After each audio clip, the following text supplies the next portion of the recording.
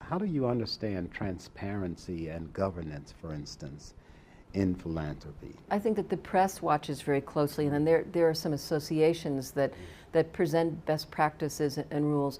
One of the things that all of us really need to look at are which constituencies are we responding to, and what's our goal in this work. So as we think about these social service agencies and the work that they do, are they responsive to the communities that they serve? So if they're human needs organizations and they're working in Latino communities, are there Spanish speakers on their board of directors? Are there Spanish speakers who are working in the agency itself and in the communities? Is there a connection between the community and the agency that develops trust? And then between the philanthropies and the agencies, there's an inherent imbalance of power. You know, we have money and you need money. So what are you going to do to get that money that we're constantly trying to rebalance?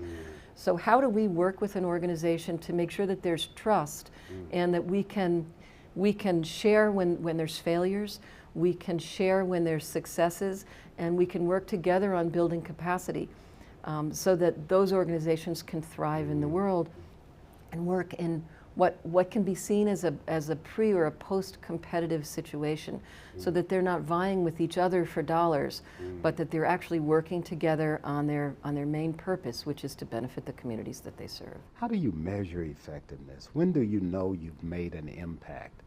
And as an ethical guide, this is very important. You know, there are organizations that do randomized controlled studies, and there's a lot of talk in philanthropy right now about the quality of evaluation. We have someone on our team who is just focused on evaluation and working with each one of our areas to make sure that we're evaluating in a way that's effective for that particular focus.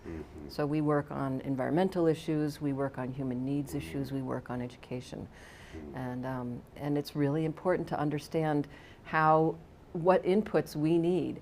And are we looking just at what's happened with that organization and what they're producing in the short term, or do we really want to look at root causes?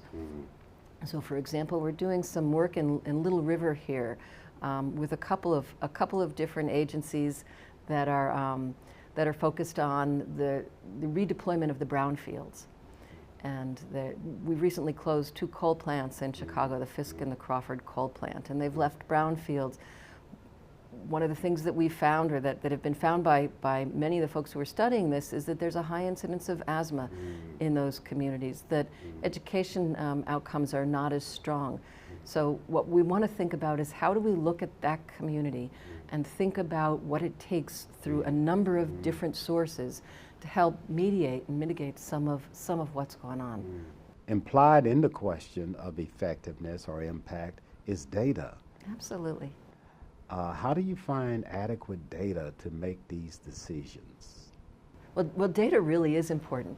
One of the projects that we're working on in Israel is with a group of people who are looking at the Jordan River. We're doing some work on cross-boundary water management. And we've connected with an organization that is looking to bring back the Jordan River. And because data was collected in the 1890s by an admiral, an English admiral, who was traveling down the Jordan River, he took notes on the flora and the fauna, the height of the river in different places. Everything that he saw and his team saw was chronicled in a set of diaries that were found by this organization. Late 19th century. And in the late 19th century.